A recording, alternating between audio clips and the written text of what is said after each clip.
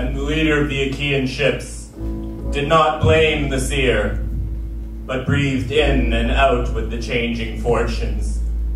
Without sailing winds, provisions running out, Greek people burdened, holding fast to the Chalcidian shore by the tidal ebb and flow of Aulis.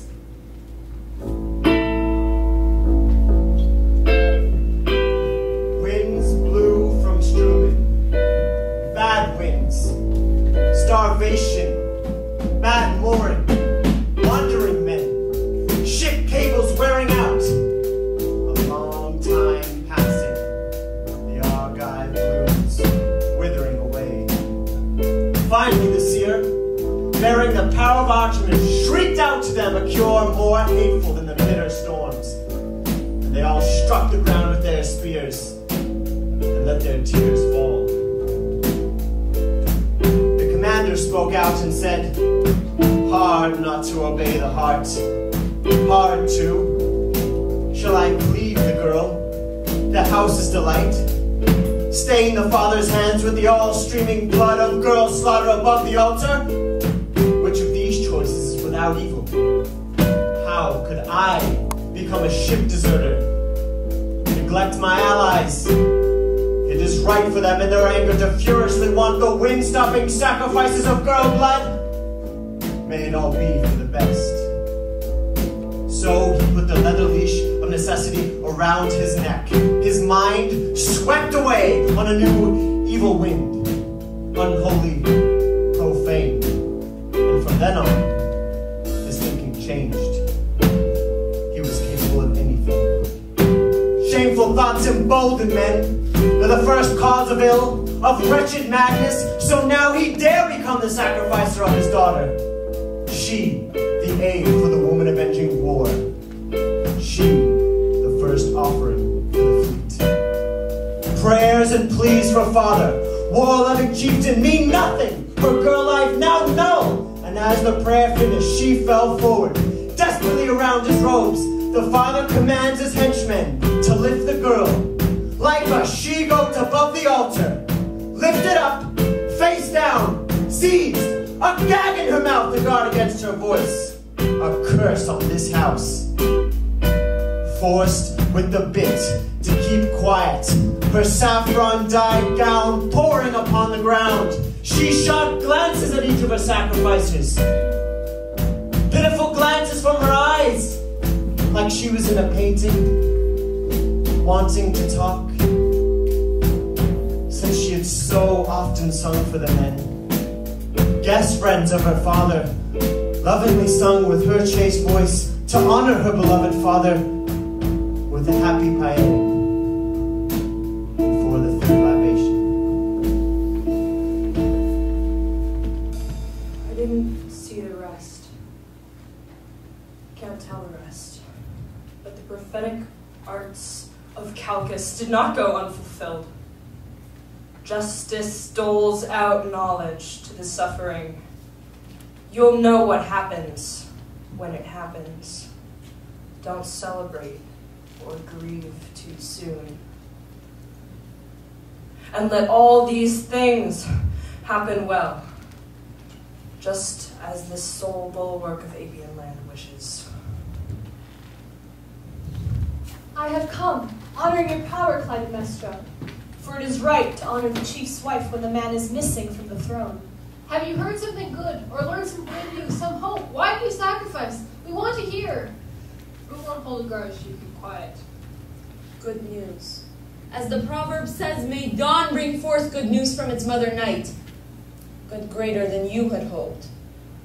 The Argives have taken the city of Priam. What did you say?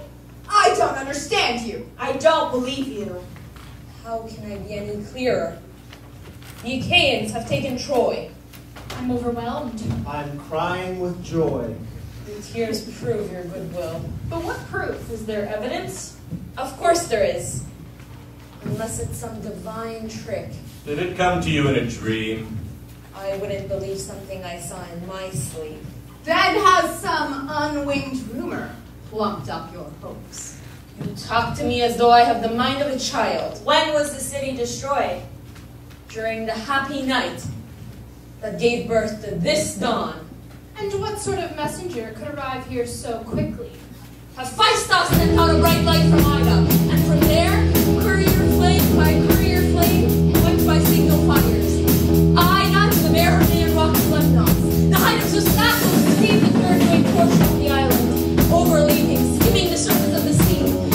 The light moved forward, but the sun brought the news to the watchman in Megistos, and the guard, almost senseless with sleep, did not delay, sent his share of the message. From afar the light streamed over the currents of the Euripos, and signaling its coming to the watchman in Sapius. These let it turn an old heap of heat, touching it with flame. The fire grew stronger and never grew dark, but leapt over the plain of Asopus like the light of the moon towards the crack of Chiron. And the next guard did not deny the far-sent flame, but burned even more than any that had come before. The flame hurled across the organized lake and arrived on the gold-rugged mountain. They stirred it up in turn, that a fire with infinite strength sent a peal of light flying over the surrounding strait. There it fell, there it went, the peak of the Arachneon near our own watchtowers. And onto this roof of the Atreidae, the light fathered by the light of Ida. These are the signal fires that I arranged, lit up in succession, one after another, where the first and the last are both winners of the race. This is the sign and symbol I say to you, announced by my husband at Troy to me. Offer prayers to the gods again, lady. But I want to hear these stories and be amazed. From beginning to end, tell them again. The Achaeans hold Troy tonight, and mixed cries are loud in that city. Pour oil and vinegar in the same jar, and they'll keep apart like enemies. So are the separate cries of the conquered and the conquering.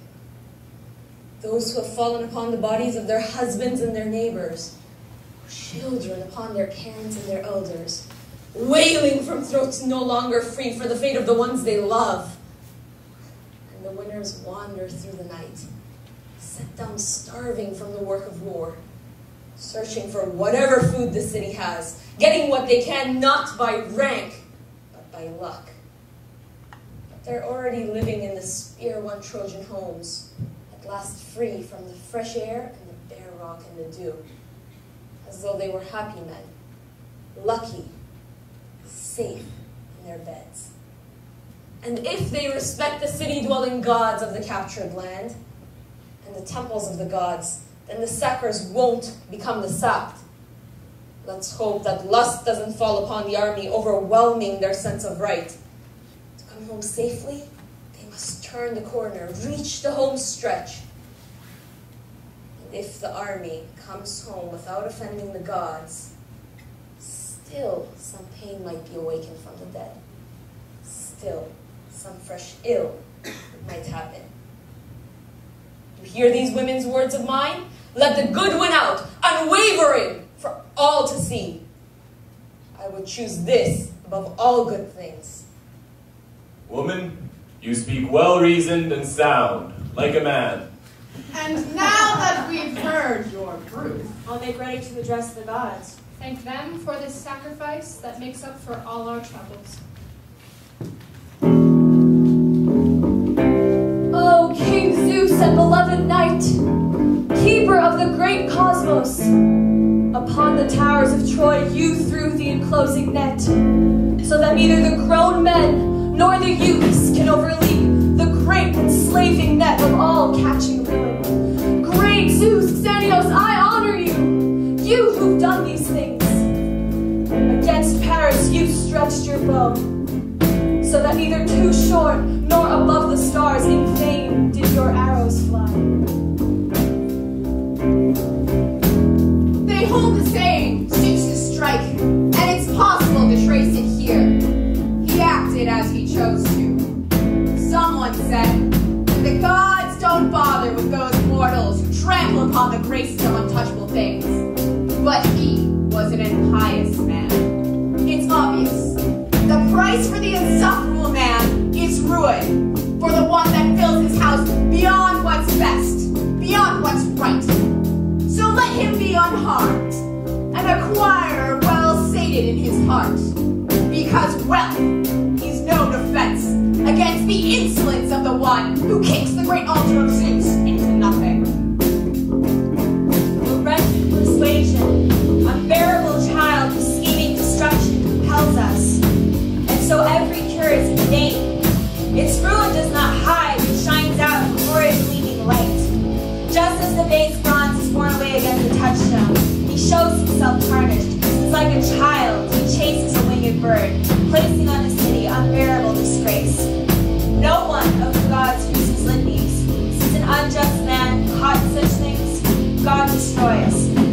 Such a man was Paris, coming into the house of Atreides, shaming his host's table, stealing his woman. What did she leave behind for our citizens? Shield warriors and spear climbers, arming sailors. She brought a dowry of destruction to Ilion. As she daintily stepped through the gates, she dared the undareable. So the prophets cried out, saying from the halls, "No, no, the house and the chiefs! No, the bed and its traces of man-loving!" You can see him sitting apart, silent, dishonored, but he does not blame her so much pain. In his desire for her across the sea, a ghost seems to rule his halls. The grace of well-formed statues is hateful to the man, and in the blankness of their stares, every Aphrodite-sprung desire has flowed away. Dream phantoms, full of grief, seem to appear beside him, bringing only hollow joy. Hollow it is when a man thinks he sees something wonderful, and the sight passes through his hands the next moment, running away along the wave path of sleep. So these things stand, and still there are things worse. The hard-hearted suffering that shines out of every house where men set out together from Greek lands. So many things stab at the heart. Everyone knows whom they sent out, but instead of men, urns and ashes arrive back to each. Oh, Ares, gold changer for bodies, balance holder in the clash of spears. Incinerated from Troy, he sends them to their loved ones, a heavy dust wiped over. Instead of men, he sends the well-made earth filled with ashes. And they cry out, speaking well of one man. He was skilled in battle. Another. He fell bravely in the slaughter. But Because of another man's woman. someone whispers quiet. Jealousy creeps beneath pain against the avenging Atreides. But those well-formed warriors occupy tombs in Trojan earth. The land they conquered covers them, and we would brave through the rumors of the citizens, curses of the people's power, paying debts in kind. I'm anxious, waiting to hear that which is still obscured by night, for the gods are not unseeing of these many murders, and in time the black furies will wear down and reverse luck. For the man who was lucky without justice, making his life obscure, and once he is counted among the unseen, there is no coming back. To be over famous risks a heavy fate. The thunderbolt from Zeus strikes down on such men. I choose wealth unenvied